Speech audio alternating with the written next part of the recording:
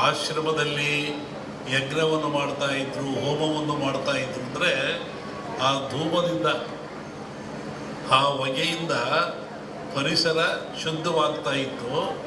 ಮತ್ತೊಂದು ಒಳ್ಳೆಯ ಮಳೆ ಬೆಳೆಗಳು ಬರ್ತಾಯಿತ್ತು. ಕ್ರೂರವಾದ ಪ್ರಾಣಿಗಳು, ಕಾಡಿನಾಗ ಯಾರು ಇರ್ತಾರೆ? ಕ್ರೂರವಾದ ಪ್ರಾಣಿಗಳಿರ್ತವೆ. ಆ ಪ್ರಾಣಿಗಳು ಸಹಿತ ಮನುಷ್ಯನನ್ನು ಹಿಂಸೆ ಮಾಡಲ್ಲ.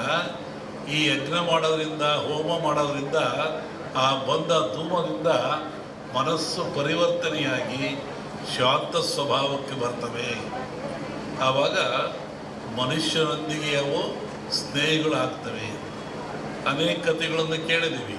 ಸ್ವಾಮಿಗಳಿದ್ದರು, ಅಲ್ಲಿ ಹುಲಿ ಬರ್ತಾಯಿತ್ತು, ಸಿಂಹ ಬರ್ತಾಯಿತ್ತು, ಹುಲಿ ಮೇಲೆ ಸ್ವಾಮಿಗಳು ಹೋಗ್ತಾಯಿದ್ರು. ಅಂದರೆ ಯಜ್ಞ ಯಾಗಾದಿಗಳ ಫಲದಿಂದ ಬರುವಂಥ ಹೋಮಾದಿಗಳ ಧೂಮದಿಂದ ಅವು ಮನಃಶಾಂತಿ ಆಗ್ತಾಯಿತ್ತು, ಕ್ರೂರತ್ವವನ್ನು ಕಳ್ಕೊಳ್ತಾ ಇದ್ದು ಒಂದು ಚಿಂತನೆ ಇದೆ. ಆನಂತರ ರಾಜರು, ಮಹಾರಾಜಗಳು, ಇವತ್ತಿನ ರಾಜರಿಗೆ 10 ರೂಪಾಯಿ ಕೊಡೋ ಶಕ್ತಿ ಇಲ್ಲ ಸರ್ಕಾರದನ್ನು. ಆವತ್ತಿನ ರಾಜರುಗಳಿಗೆ ತಲೆಯನ್ನು ಕಡಿಸುವಷ್ಟ ಶಕ್ತಿ ಇತ್ತು. ಇದ್ದಲ್ಲೇ ಆದೇಶ ಕೊಡ್ತೆ ತಲೆ ಕಟ್ಟು ಮಾಡುವುದಿದ್ದ ಅವನು. ಅಂತಹ ಶಕ್ತಿ ಅವನಿಗಿತ್ತು, ಸಾರ್ವಭೌಮತ್ವವಿತ್ತು. ಅಂಥವ್ರು ಏನು ಮಾಡ್ತಾಯಿದ್ರು? ನಾರುಮುಡಿಯಲ್ಲಿ, ಬರಿಗಾಲಿನಲ್ಲಿ ಕಾಡಿಗೆ ಹೋಗಿ, ಆಶ್ರಮಕ್ಕೆ ಹೋಗಿ, ಋಷಿಗಳ ಮುನಿಗಳಿಗೆ ಶಿರವಾಗಿ ಆ ಅಗ್ನಿ ಹೋಮದಲ್ಲಿ ಪಾಲ್ಗೊಂಡು ಸುಭಿಕ್ಷೆಯನ್ನು ಬೇಡ್ತಾಯಿದ್ರು, ನಾಡಿನ ಸುಖವನ್ನು ಬೇಡ್ತಾಯಿದ್ರು, ಆಶೀರ್ವಾದ ತಗೊಂಡು ಬರ್ತಾಯಿದ್ರು. ಅಂದರೆ ಈ ಹೋಮಗಳು ಆಧ್ಯಾತ್ಮಿಕವಾಗಿ ಹೌದು, ನಾಡಿಗೆ ಮಳೆ ಬೆಳೆ ರೋಗಗಳನ್ನು ದೂರ ಮಾಡುವಂಥ, ಆಯುಷ್ಯವನ್ನು ಕೊಡುವಂಥ ಶಕ್ತಿಯು ಹೌದು. ಇಲ್ಲಿ ವಿಶೇಷವಾಗಿ ಆಜ್ಯ ಅಂತ ಬರ್ತದೆ. ಆಜ್ಯ ಅಂದರೆ ತುಪ್ಪ ಅಂತೇಳಿ. ನಾನು ಬರ್ತಾ ಬೆಳಿಗ್ಗೆ ಆಗಲೇ ಹೇಳ್ತಾ ಇದ್ದೆ, ನಮ್ಮ ಹತ್ರ ಬಂದಾಗ ಯಾವುದನ್ನು ಆಜ್ಯ ಅಂತ ಕರಿತೀವಿ, ಆಜ್ಯದ ಮಹತ್ವವೇನು? ಹಾಲು ಕರಿತೀರ ನೀವು, ಹಾಲನ್ನು ಕರಿತೀರ, ಅದರ ಆಯುಷ್ಯ ಎಷ್ಟು? ಹಾಲಿನ ಆಯುಷ್ಯ, ಹಾಲು ಕರೆದ ಹಾಲಿಗೆ ಆಯುಷ್ಯ ಎಷ್ಟು? 12 ಗಂಟೆ.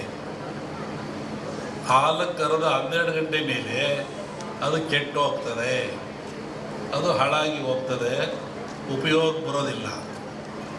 ಮನುಷ್ಯ ಭಾಳ ಬುದ್ಧಿವಂತ. ಈ ಹಾಲನ್ನು ಕೆಡದಂಗೆ ಇಟ್ಕೊಂಡು ನಾನು ಉಪಯೋಗ ಮಾಡಬೇಕು ಅಂತಾನೆ. ಅವನೇನು ಮಾಡ್ತಾನೆ, ನೀವೇನು ಮಾಡ್ತೀರಿ? ಬೆಂಕಿ ಹಾಕ್ತೀರಾ, ಅಂದರೆ ಹಾಲನ್ನು ಕಾಸ್ತೀರಾ. ಹಾಲನ್ನು ಕಾಸ್ತೀರಾ, ಕೆಂಪು ಕಾದ ಮೇಲೆ ಆರಿಸಿ ಅದಕ್ಕೆ ಹೆಪ್ಪು ಹಾಕ್ತೀರಾ, ಹುಳಿ ಹಾಕ್ತೀರಾ. ಅದೇನಾಯಿತು? ಮೊಸರಾಯಿತು. ಹಾಲಿನ ಆಯುಷ್ಯು 12 ಗಂಟೆ, ಮೊಸರಾದ ಕೂಡಲೇ 24 ಗಂಟೆ. ಯಾತ್ರಿಂದ ಆಯಿತು?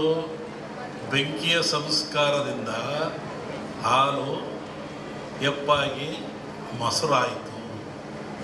ಮೊಸರು 24 ಗಂಟೆ ಇರ್ತದೆ.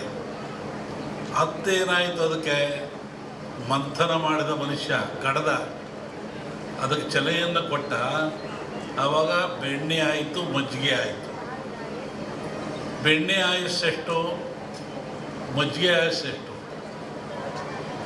ಮಜ್ಜಿಗೆ ಆಯಸ್ಸು 2 ದಿನ. ಒಂದಿನ ಸಿಹಿ ಮಜ್ಜಿಗೆ ಅಂತಾರೆ, 2ನೇ ದಿನ ಹುಳಿ ಮಜ್ಜಿಗೆ ಅಂತಾರೆ. ಹುಳಿ ಮಜ್ಜಿಗೆಯನ್ನು ಅನೇಕ ರೀತಿಯ ಕಾಯಿಲೆಗಳು ಉಪಯೋಗ ಮಾಡ್ತಾರೆ, ಪ್ರಾಣಿಗಳಿಗೆ ಎಲ್ಲರೂ. ಈ ಬೆಣ್ಣೆ ಆಯುಸ್ಸೆಷ್ಟು? ಈ ಬೆಣ್ಣೆ ಆಯುಸ್ಸು 1 ವಾರ.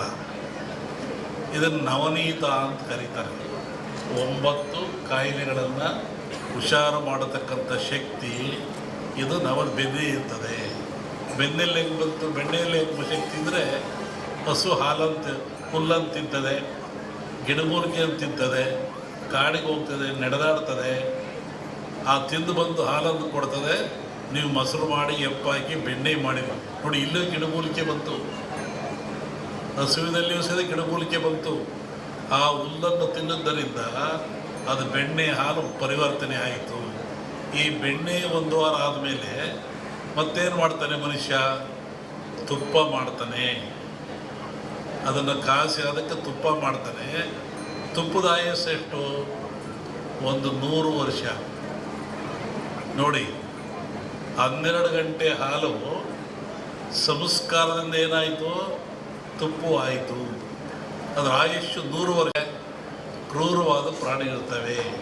ಆ ಪ್ರಾಣಿಗಳು ಸಹಿತ ಮನುಷ್ಯನನ್ನು ಹಿಂಸೆ ಮಾಡಲ್ಲ. ಈ ಯಜ್ಞ ಮಾಡೋದ್ರಿಂದ, ಹೋಮ ಮಾಡೋದ್ರಿಂದ, ಆ ಬಂದ ಧೂಮದಿಂದ ಮನಸ್ಸು ಪರಿವರ್ತನೆಯಾಗಿ ಶಾಂತ ಸ್ವಭಾವಕ್ಕೆ ಬರ್ತವೆ. ಆವಾಗ ಮನುಷ್ಯರೊಂದಿಗೆ ಅವು ಸ್ನೇಹಿಗಳಾಗ್ತವೆ. ಅನೇಕ ಕಥೆಗಳನ್ನು ಕೇಳಿದ್ದೀವಿ. ಸ್ವಾಮಿಗಳಿದ್ದರು, ಅಲ್ಲಿ ಹುಲಿ ಬರ್ತಾ ಇತ್ತು, ಸಿಂಹ ಬರ್ತಾ ಇತ್ತು, ಹುಲಿ ಮೇಲೆ ಸ್ವಾಮಿಗಳು ಹೋಗ್ತಾ ಇದ್ರು. ಅಂದರೆ ಯಜ್ಞ ಯಾಗಾದಿಗಳ ಫಲದಿಂದ ಬರುವಂಥ ಹೋಮಾದಿಗಳ ಧೂಮದಿಂದ ಅವು ಮನಃಶಾಂತಿ ಆಗ್ತಾ ಇತ್ತು, ಕ್ರೂರತ್ವವನ್ನು ಕಳ್ಕೊಳ್ತಾ ಇದ್ದು ಒಂದು ಚಿಂತನೆ ಇದೆ. ಆನಂತರ ರಾಜರು ಮಹಾರಾಜಗಳು, ಇವತ್ತಿನ ರಾಜರಿಗೆ 10 ರೂಪಾಯಿ ಕೊಡೋ ಶಕ್ತಿ ಇಲ್ಲ ಸರ್ಕಾರದನ್ನು. ಆವತ್ತಿನ ರಾಜರುಗಳಿಗೆ ತಲೆಯನ್ನು ಕಡಿಸುವಷ್ಟ ಶಕ್ತಿ ಇತ್ತು. ಇದ್ದಲ್ಲೇ ಆದೇಶ ಕೊಡ್ತೆ ತಲೆ ಕಟ್ಟು ಮಾಡುವಂತಿದ್ದ ಅವನು. ಅಂತಹ ಶಕ್ತಿ ಅವನಿಗಿತ್ತು, ಸಾರ್ವಭೌಮತ್ವವಿತ್ತು. ಅಂಥವ್ರು ಏನು ಮಾಡ್ತಾಯಿದ್ರು? ನಾರುಮುಡಿಯಲ್ಲಿ, ಬರಿಗಾಲಿನಲ್ಲಿ ಕಾಡಿಗೆ ಹೋಗಿ, ಆಶ್ರಮಕ್ಕೆ ಹೋಗಿ, ಋಷಿಗಳ ಮುನಿಗಳಿಗೆ ಶಿರವಾಗಿ ಆ ಅಗ್ನಿ ಹೋಮದಲ್ಲಿ ಪಾಲ್ಗೊಂಡು ಸುಭಿಕ್ಷೆಯನ್ನು ಬೇಡ್ತಾ ಇದ್ದರು, ನಾಡಿನ ಸುಖವನ್ನು ಬೇಡ್ತಾ ಇದ್ದರು, ಆಶೀರ್ವಾದ ತಗೊಂಡು ಬರ್ತಾಯಿದ್ರು. ಅಂದರೆ ಈ ಹೋಮಗಳು ಆಧ್ಯಾತ್ಮಿಕವಾಗಿ ಹೌದು, ನಾಡಿಗೆ ಮಳೆ ಬೆಳೆ ರೋಗಗಳನ್ನು ದೂರ ಮಾಡುವಂಥ, ಆಯುಷ್ಯವನ್ನು ಕೊಡುವಂಥ ಶಕ್ತಿ ಹೌದು. ಇಲ್ಲಿ ವಿಶೇಷವಾಗಿ ಆಜ್ಯ ಅಂತ ಬರ್ತದೆ. ಆಜ್ಯ ಅಂದರೆ ತುಪ್ಪ ಅಂತೇಳಿ. ನಾನು ಬರ್ತಾ ಬೆಳಿಗ್ಗೆ ಆಗಲೇ ಹೇಳ್ತಾ ಇದ್ದೆ, ನಮ್ಮ ಹತ್ರ ಬಂದಾಗ ಯಾವುದನ್ನು ಆಜ್ಯ ಅಂತ ಕರಿತೀವಿ, ಆಜ್ಯದ ಮಹತ್ವವೇನು? ಹಾಲು ಕರಿತೀರ ನೀವು, ಹಾಲನ್ನು ಕರಿತೀರ, ಅದರ ಆಯುಷ್ಯ ಎಷ್ಟು? ಹಾಲಿನ ಆಯುಷ್ಯ, ಹಾಲು ಕರೆದ ಹಾಲಿಗೆ ಆಯುಷ್ಯ ಎಷ್ಟು?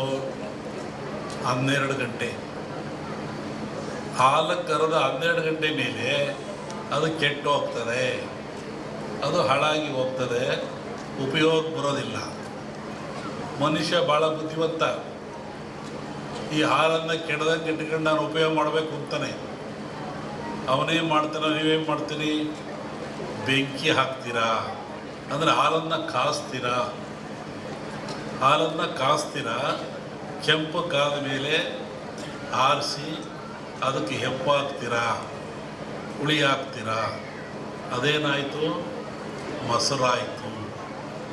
ಹಾಲಿನ ಆಯುಷ್ಯು 12 ಗಂಟೆ, ಮೊಸರಾದ ಕೂಡಲೇ 24 ಗಂಟೆ. ಯಾತ್ರಿಂದ ಆಯಿತು? ಬೆಂಕಿಯ ಸಂಸ್ಕಾರದಿಂದ.